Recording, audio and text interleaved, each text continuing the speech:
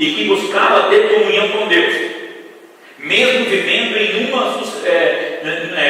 numa época, numa sociedade perversa, para anunciar o juízo divino, em forma de dilúvio, que viria sobre a terra.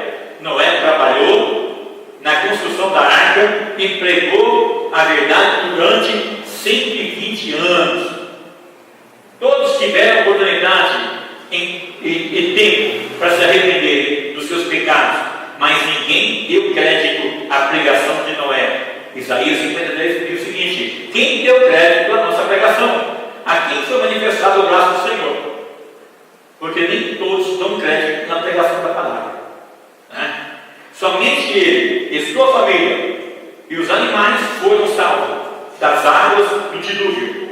A arca construída por Noé é um tipo de Cristo, aquele que é o nosso único meio de salvação. Somente Jesus pode livrar essa geração do juízo e da morte.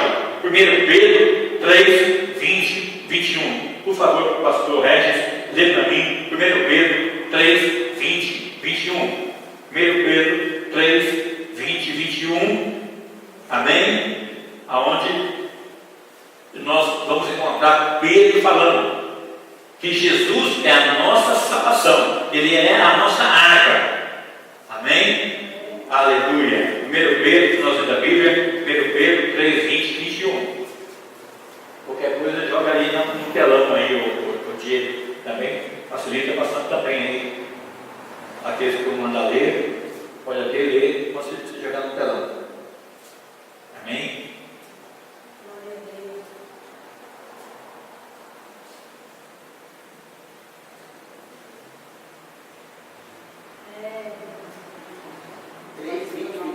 Isso, 1 Pedro 3, 20 e 21. Os quais no outro tempo foram rebeldes, quando a longanimidade de Deus esperava nos dias de Noé, enquanto se preparava a arca, no qual poucos, isto é, 8, algumas se salvaram pela água, que também, como uma verdadeira figura, agora vos salva, batismo, não do despojamento, da imundícia da carne, mas da indagação de uma boa consciência para com Deus, pela ressurreição de Jesus Cristo. Amém.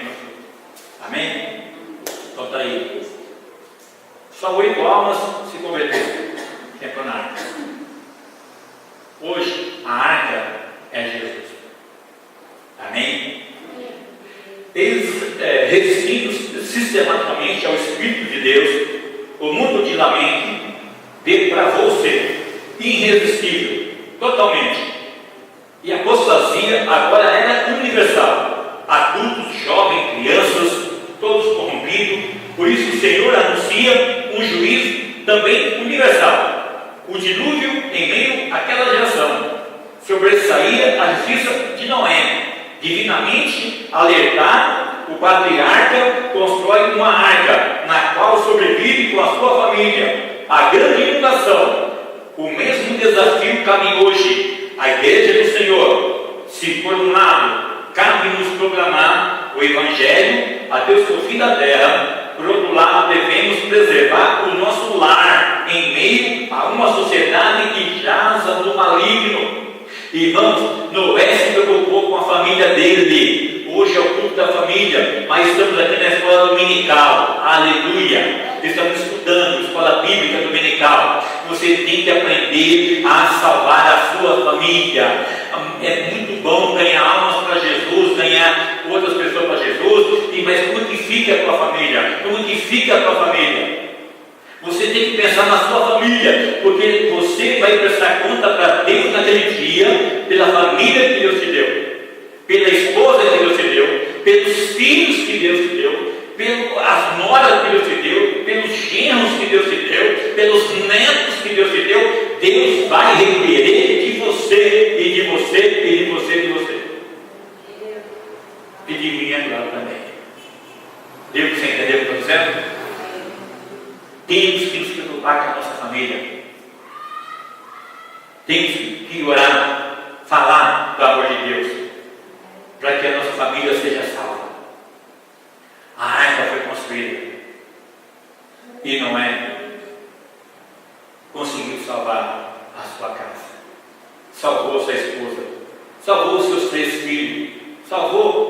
6 noras.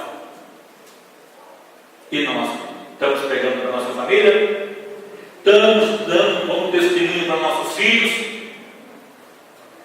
Precisamos amar os nossos filhos, irmãos. Precisamos amar os nossos filhos.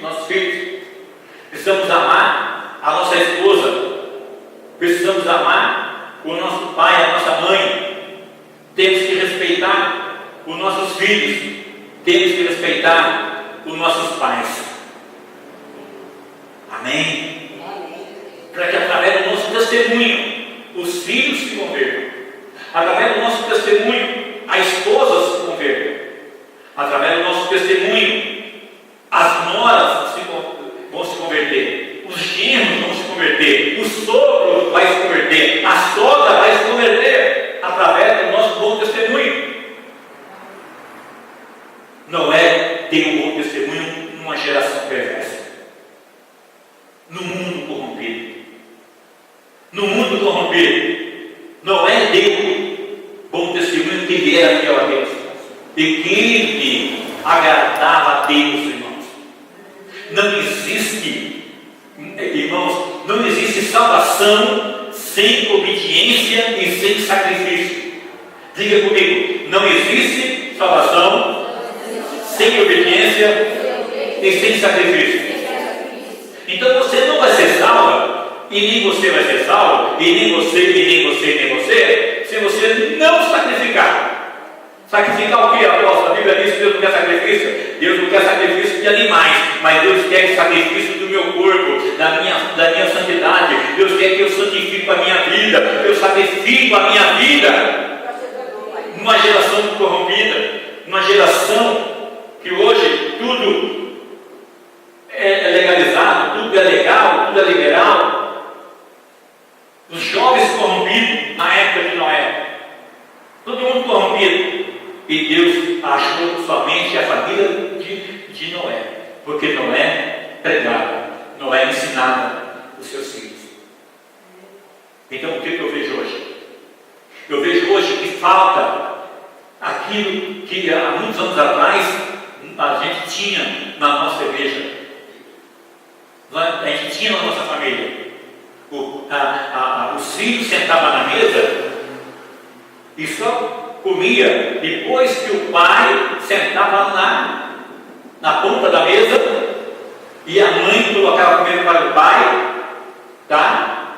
Primeiro o pai era servir, depois os filhos tudo em volta da mesa, o pai fazia a oração dele, amém? E todos estavam comigo ali em volta da mesa.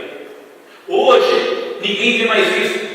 Hoje, na hora da janta, o pai está na mesa sozinho, o filho está no quarto lá no smartphone, a filha está lá na televisão, a esposa acabou de comer com o marido, está lá fazendo não sei o que, no outro canto, com o prato de comida em outro lugar. Cada um não tem mais tempo de sentar na mesa e fazer aquela oração do Pai Nosso e agradecer pelo pão que está na mesa e se confraternizar entre a família. Acabou o amor da família. A família não está mais unida como era antes. Eu me lembro muito bem, a minha mãe colocava nós para sentar tudo no chão, porque na roça é assim mesmo, né? A gente sentava tudo no chão. Quem sabe que era gamela? Gamela, né? Mas a gente não tinha gamela, tinha bacia mesmo. Minha mãe colocava comida na bacia de alumínio, nós sentávamos em roda ali, e aí meu pai, né? Fazia a oração dele lá, o Pai Nosso e tal, aquela coisa toda, e depois a gente ia comer. Por meio da minha mãe servir o meu pai, para depois servir os filhos. E ninguém ficava sem comer. Ninguém ficava sem comer. Porque Deus multiplicava o feijão, multiplicava a farinha, multiplicava o mamão verde que era aplicado e feito como se fosse abobrinha. A gente vivia feliz, né, Jovita? A gente vivia feliz. A gente era feliz, irmão, naquele tempo, porque a gente era unido, os irmãos eram unidos ali, ó. E quando o pai tomava uma atitude, os filhos abaixavam a cabeça, porque o pai tinha autoridade para repreender os seus filhos. Mas hoje em dia, isso não se vê mais. A gente vê filhos rebeldes contra os pais, a gente vê pais rebeldes contra os seus filhos. Quem tem mais do que um filho, eu sempre ensino aqui, quem tem mais do que um filho, não dê mais crédito, não paparica mais um filho e menospreze o outro. Isso, anos trabalhando isso, sim ou não?